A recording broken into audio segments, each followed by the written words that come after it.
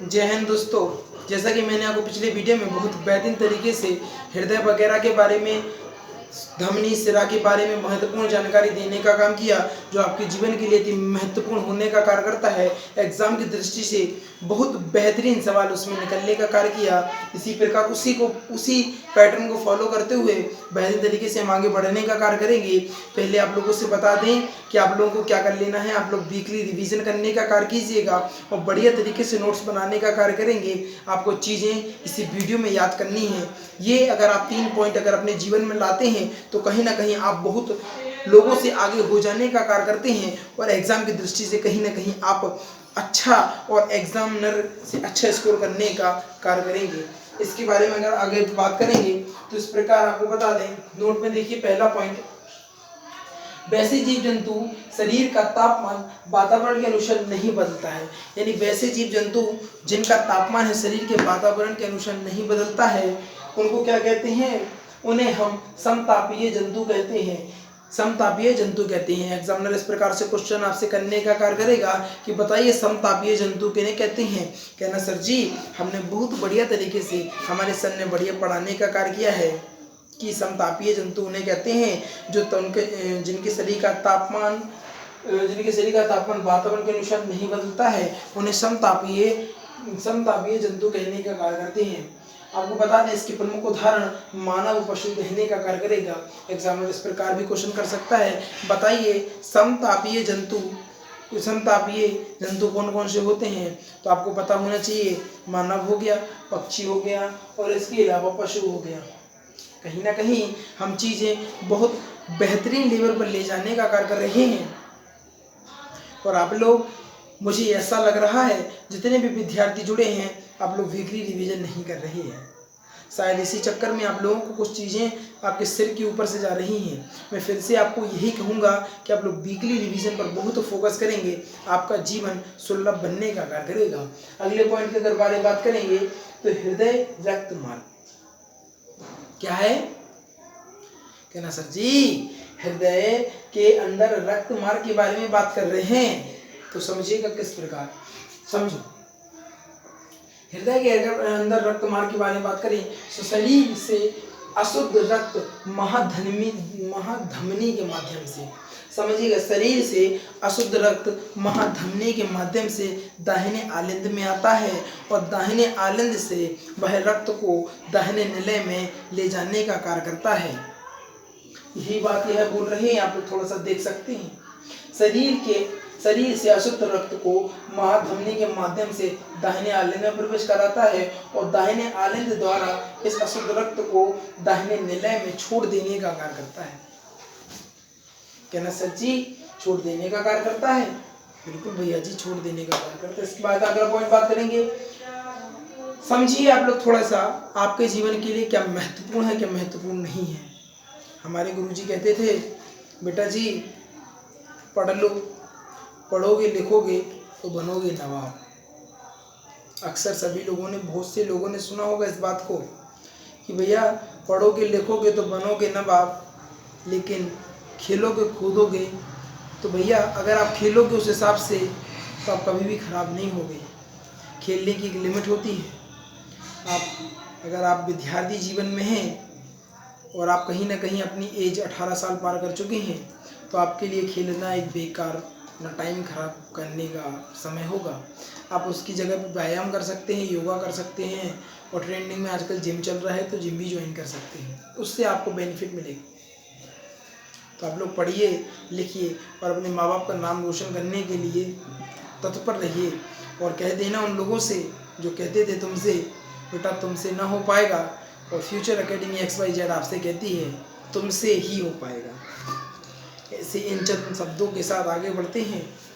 समझिएगा थोड़ा सा क्या कहता है, रक्त में फेफड़े पहुंचकर, अगला पॉइंट की बात करेंगे।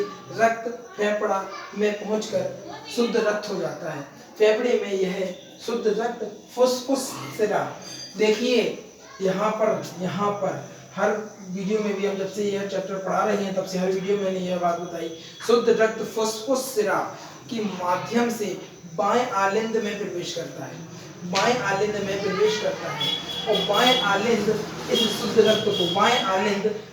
रक्त को बाएं निलय में छोड़ देता है, बाएं निलय में छोड़ देता है।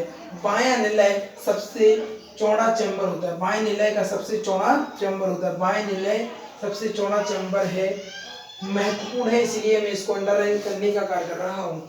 बायां निलय सबसे चौड़ा चैम्बर है, यह शुद्ध रक्त के माध्यम से, शुद्ध रक्त को महाधमनी के माध्यम से पूरे शरीर में भेजने का कार्य करता है। इंपॉर्टेंट यहाँ पर बहुत बेहतरीन चीजें हो गई हैं। अब तो कहना सर जी अब बताइए तो किस किस में आया, तो भैया जी आरआरबी, अब इसकी तो मैं सन भी बता दूं भाई 2018। और बताओ इससे ज्यादा क्या जानना चाहोगे? एमटीएस, यूपीएससी, और आपका बता दें क्या बोलते हैं एसएससी।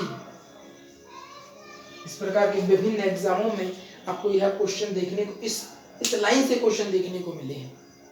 आपसे एग्जामिनर यह भी पूछ सकता है कि बताइए फुस्फुस शिरा में किस प्रकार का रक्त बहता है, तो मैं आपको बता चुका हूँ फुस्फुस शिरा में शुद्ध रक्त बहने का कार्य करता है।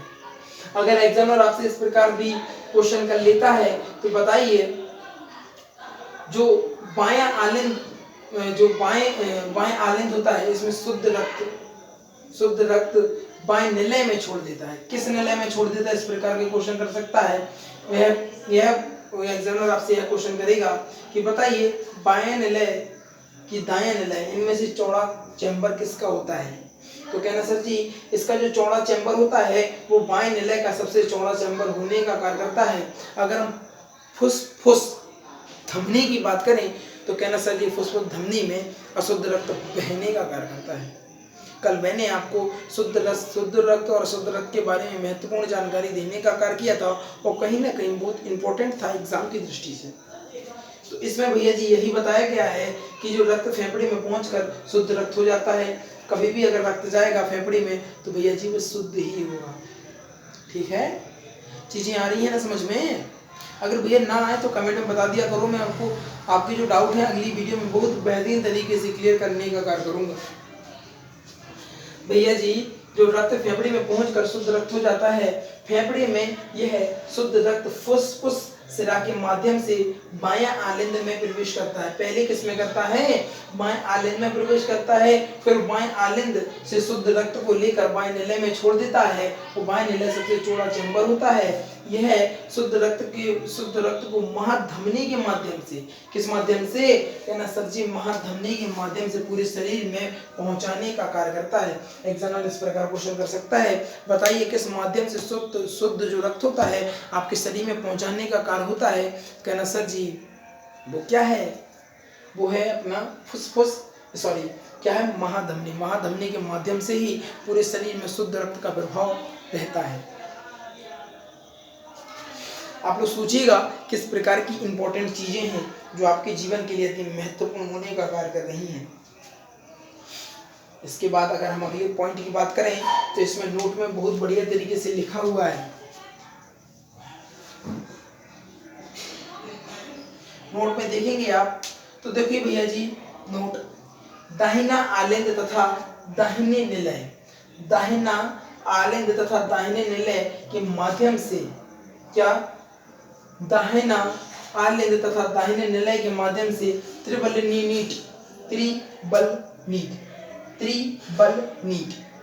कपाट पाए जाते हैं। कौन से भैया जी? समझ रहे हैं ना? तीव्र, या इसको इस प्रकार भी पढ़ सकते हैं त्रिबलनी पटाक, नहीं सब जो कपाट होते हैं इस प्रकार के त्रिबली, समझिए थोड़ा सा किस प्रकार के ये रहे और इस प्रकार की संरचना पाई जाती है। ये तो चारों का भैया जी,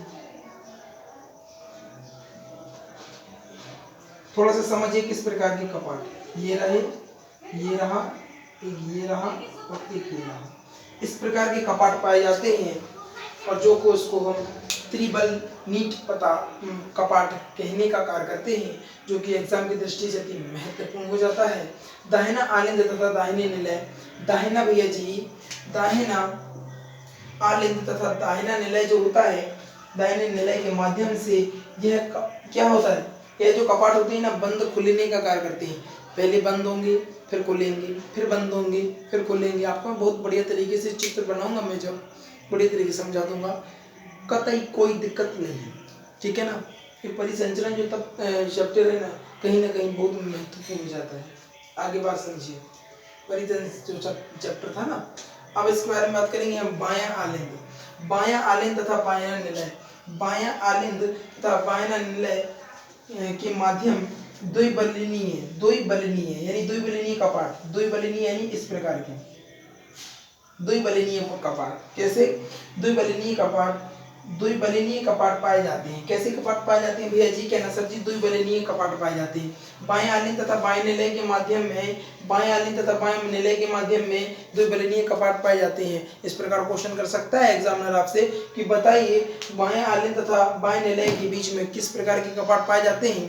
कहना सर जी हमने बहुत बेहतरीन तरीके से पढ़ा है, इसको हम बोलते हैं द्विबलिनीय कपाट। क्लियर है ना चीजें? ठीक है, आप समझिए थोड़ा सा। इसके बाद बात करेंगे अगली लाइन की हम, तो यह लाइन कहती है कोरोजरी साइनस नामक एक नस होती है जो हृदय की पेशियों को रक्त पहुंचाती है, हृदय की पेशियों को रक्त पहुंचाने का कार्य करती है। जब रक्त में कोलेस्ट्रॉल की मात्रा बढ़ जाती है, जब भैया जी रक्त में कोलेस्ट्रॉल की मात्रा बढ़ जाती है तो हृदय में जो नसें होती हैं वो जाम हो जाती हैं, जिस कारण हमें हार्ट अटैक आ जाता है। हार्ट अटैक आ जाता है सर जी, यह चीजें हमें कहीं ना कहीं समझ में नहीं आई। तो भैया जी ये फ्यूचर एकेडमी XYZ है, हर चीज हर मुश्किल का हल future academy XYZ Baahubali batch के थ्रू पढ़ रहे हैं आप भैया जी, बाहुबली बनाकर ही आपको छोड़ेंगे। और जितने भी विद्यार्थी होंगे उन्हें पता हो गया जिन लोगों ने अनाउंसमेंट सुनी होगी राम सेतु बैच की, कहीं ना कहीं वह बहुत एक्साइटेड होंगे कि सर किस प्रकार का कंटेंट देंगे।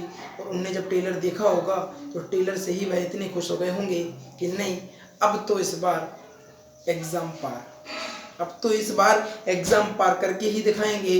और जो लोग कहते थे कि हमसे ना हो पाएगा, अब उनको करके दिखलाएंगे, ठीक है ना। आप समझिएगा किस प्रकार, समझो थोड़ा सा। मान लीजिए आपकी ये हार्ट है, ये आपकी हार्ट की नस जा रही है, इस प्रकार मैंने आपकी पूरी हार्ट की एक नस का एक छोटा सा हिस्सा लेने का कार्य किया। यहाँ पर रक्त के जो सेल्स हैं बहुत बेहतरीन तरीके से घूमने का कार्य कर रही है। अब जब आपका कोलेस्ट्रॉल इन नसों के बीच में जब जम जाता है, इस प्रकार जम जाने का कार्य करता है, तो कहीं ना कहीं जो रक्त का प्रेशर होता है अधिक जगह अधिक लगाना पड़ता है, अधिक लगाना कहीं ना कहीं तो बिल्कुल इतना नामात्र हो जाता है कि ब्लड निकल ही नहीं पाता और बिल्कुल बंद हो जाता। और जैसे ही बंद हो जाता ना तो हृदय तक ब्लड नहीं पहुंच पाता, और जैसे हृदय तक ब्लड नहीं पहुंच पाएगा तो उसको क्या जाता कि ना सर जी हार्ट अटैक आ जाता। क्या जाता? हार्ट अटैक आ जाने का कार्य करता है। मैं ऐसा करता हूँ, आपको चीज़ें बहुत बढ़िया तरीके से समझ में आ गई होंगी कि किस प्रकार कौन सी नस में कोरोजरी साइनस नामक जो नस होती है, हृदय की पेशी होती है, यह रक्त को पहुंचाने का कार्य करती है। यदि इसके बीच में कोलेस्ट्रॉल यानी बसा जम जाता है, आप थोड़ा सा समझिए ना, आप अपनी लैंग्वेज में समझिए। मान लीजिए एक लेजम है, पानी की लेजम है, उसके बीच में अगर आप क्या करें उसके अंदर पत्थरों को डाल दें और बहुत प्रेशर से पानी आएगा तो कहीं ना कहीं वह रुकने का कार्य करेगा। अगर लेजम कमजोर हुई ना तो बीच में से फट जाएगी। आपने देखा होगा सर्दियों के दिनों में बर्फीले क्षेत्रों में अक्सर पानी का जो होता है ना, पानी लेजों में भरा रहता है, वह अत्यधिक जम जाने के कारण प्रेशर बढ़ता है ना तो लेजम ही फट जाती है। इस प्रकार की चीज़ें होती हैं। तो ऐसा ही बिल्कुल सिस्टम होता है अपने शरीर का होता है।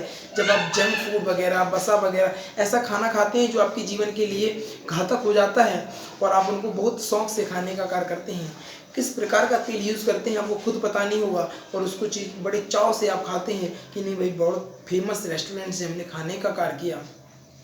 एक्चुअली में क्या भैया जी, लोगों की मेंटेलिटी इस प्रकार की हो गई है कि वो घर का तो खाना पसंद ही नहीं करते। ऐसा कुछ लोग तो ऐसे भी होते हैं भैया जी, उनका जब तक बाहर का कुछ खा नहीं लिया उनका खाना ही नहीं होता। इस प्रकार के विचार रखने वाले भी हमारे पास बहुत सारे उदाहरण हैं। आपके आसपास भी ऐसे उदाहरण देखने को मिल जाएंगे। लेकिन आप फ्यूचर एकेडमी से हैं, XYZ फ्यूचर एकेडमी से हैं, आप लोगों को खुद पता होगा कि नहीं सर हमें बहुत बढ़िया सलाह देने का कार्य करते हैं। आप लोग बढ़िया खाना खाइएगा। 3 टाइम मैंने आपको बताया था, आमाशय में 4 घंटे तक खाना रहता है, तो 4-4 घंटे के बीच में बहुत बढ़िया सा खाना खाइए, थप्पे से कोई दिक्कत नहीं, बहुत मज़ा आ जाएगा, पढ़ने में भी मन लगेगा, दिमाग बहती। आपसे कहते नहीं शरीर स्वस्थ तो सब कुछ स्वस्थ। अब मान लो यार उन्होंने कहा यार थक गए, हपा रहे, नींद आ रही, ये नींद आने का कारण सिर्फ एकमात्र यही होता है, आपके जो दिमाग में माइंड में ब्लड का सर्कुलेशन नहीं हो पाता तो नींद आने लगती।